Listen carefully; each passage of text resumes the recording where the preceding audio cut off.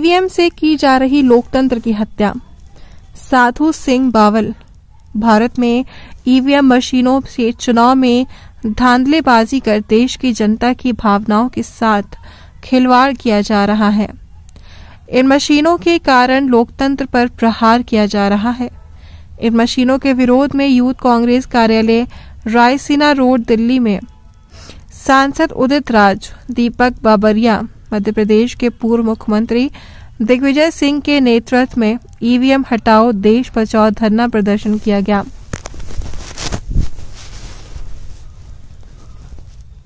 जिसमें बावल विधानसभा क्षेत्र से वरिष्ठ कांग्रेसी नेता साधु सिंह बावल, चंडीगढ़ से करमवीर, जींद से राजेंद्र और बाहर से आए भारी संख्या में युवा साथियों को दिल्ली पुलिस ने गिरफ्तार कर लिया। साधु सिंह ने भाजपा सरकार पर प्रहार करते हुए कहा, देश में तानाशाही रवैया अपनाया जा रहा है और लोकतंत्र के लिए लड़ने वालों को गिरफ्तार किया जा रहा है। साधु सिंह कहा, सरकार जनता की आवाज नहीं दबा सकती और जनता इस आंदोलन को देशव्यापी बनाएगी। ईवीएम मशीनों से लोगों के मतों का दुरुपयोग किया जा रहा है। साधु सिंह ने कहा कि जनता को ज्यादा से ज्यादा इस आंदोलन से जुड़कर सरकार को घुटने टेकने पर मजबूर करना चाहिए ताकि भाजपा की सरकार लोकतंत्र के साथ खिलवाड़ न कर सके। इस धरना प्रदर्शन से गिरफ्तार किए गए सभी नेताओं को देर शाम जमानत पर छोड़ दिया गया। साधु सिंह बावल ने कहा, इन गिरफ्तारियों से जनता की आवाज को दबाया नहीं जा सकता और एक आंदोलन को और तेज और देशव्यापी बनाया जाएगा। क्या ऐसे बात हो गया? क्योंकि हमारे राष्ट्रीय लीडर डॉक्टर उदित राज को जबरदस्ती यहाँ रिटेन किया हुआ है। हम शांति प्रिय तरीके से हम प्रोटेस्ट कर रहे थे और जबरदस्ती पुलिस हम सबको उठा करके लेकर के आ गई। हम लोगों को भी उठा करके इधर लोग पुलिस स्टेशन लेकर के चली गई, वहाँ हमें रिटेन किया। वहाँ से छूटकर हम अभी यहाँ आए हैं। जब हमें पता चला डॉक्टर उदित राज को पार्लियामेंट थाने में यहाँ संसद मार्ग पर रिटेन किया गया। यहाँ इनके साथ दिग्विजय सिंह और हमारे कांग्रेस के प्रभारी दिल्ली और हरियाणा के प्रभारी दीपक बाबरिया, उन सभी को यहाँ रिटेन किया हुआ है। हम अभी क्या पता चला है कि एक बहुत बड़े वकील आए हुए हैं,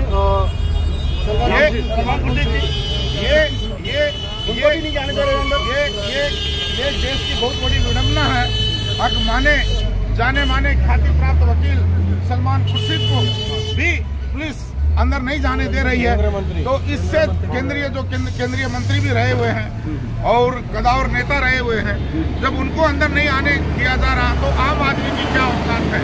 तो यहाँ ये हालात इमरजेंसी से भी ज्यादा हो गए हैं और इस देश में लोग इमरजेंसी को याद करते हैं। मैं तो ये कहता हूँ कि ये आज की जो टाइम है ये इमरजेंसी से भी बदतर टाइम हो गया है और जब तक ये सरकार नहीं जाएगी इस देश में शांतिपूर्वक इस देश में शांतिप्रिय राज्य की प्रशासन की स्थापना नहीं होगी।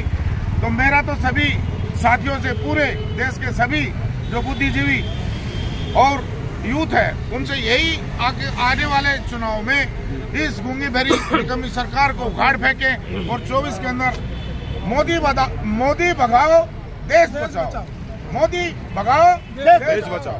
क्या लगता है अभी कितना देर में इनको छोड़ा जाएगा?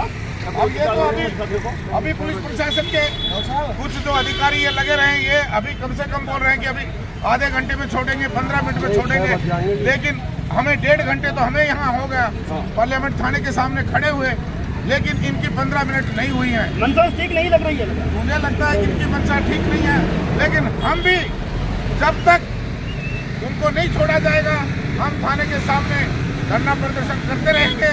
या तो ये हमें भी गिरफ्तार करो या उनको छोड़ा जाए। बिल्कुल सही।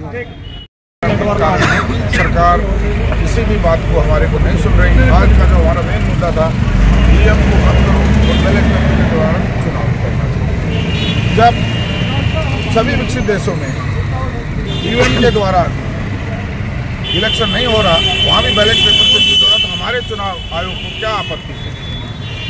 तो हमारी ये आज की जो मेन हमारा जो प्रोटेस्ट का जो मुद्दा था कि ईवीएम को हटाओ और बैलेट पेपर से चुनाव कराओ। लेकिन चुनाव आयोग अपनी जिद पर अड़ा हुआ है, क्योंकि ये मोदी सरकार जो इलेक्शन के जो रिजल्ट आते हैं, जब हम प्रचार के लिए जब हम जाते हैं फील्ड के अंदर, तो ऐसे लगता है कि कांग्रेस आ रही है, लेकिन जब रिजल्ट आता है तो उसमें बीजेपी को मशीनों के द्वारा जीता हुआ दिखाई देता है। तो ये सारी जो मशीनों के द्वारा जो गड़बड़ी है, जो मशीनों में जो चिप लगी हुई है, उनकी मॉनिटरिंग बाहर बैठकर, क्योंकि अभी ऐसा पता चला है आरटीआई के द्वारा कि जो ये मशीनें बनाई जाती हैं उसमें 4 डायरेक्टर बीजेपी के अपने डायरेक्टर हैं और वहीं से इनका कंट्रोल होता है।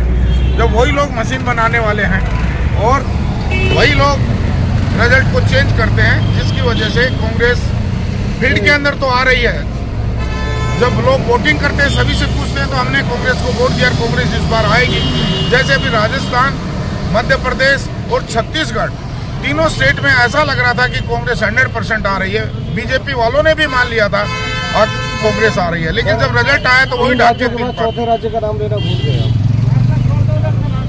वो एक इसलिए करते हैं ताकि ये लोग ये सोचते हैं कि एक छोटा राज्य में अगर जीत दिखा दी जाती है कांग्रेस की, तो वो लोग ये नहीं कह पाए कि मशीनों के द्वारा वहाँ गड़बड़ क्यों नहीं है, क्योंकि इनका कहने का। मेरा नाम राजेंद्र प्रसाद है, मैं हरियाणा से आया हूँ।